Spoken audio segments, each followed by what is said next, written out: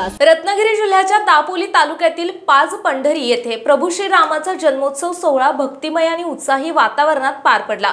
रामनवमी साजरी करण्यासाठी भाविकांनी मोठी गर्दी केली होती।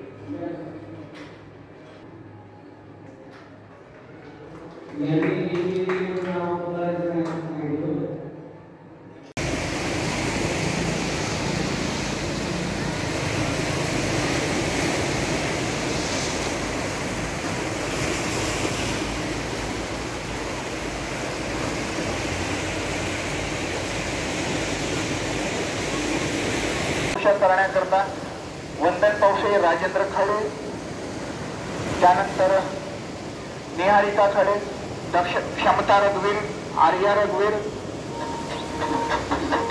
या सगळ्यांचे आम्ही अत्यंत आभारी आहोत। तसेच जगदीश कालेकर आणि मंगेश पाटील यांचे देखील अत्यंत आभारी आहोत। आणि धातू तयार करत असताना आपण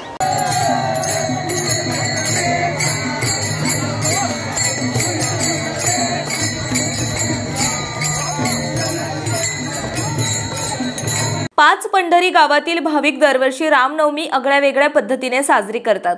यावेळी दापोली पंचक्रोशीतील भाविक मोठ्या प्रमाणात हजेरी लावून कार्यक्रमात तल्लीन होत असतात।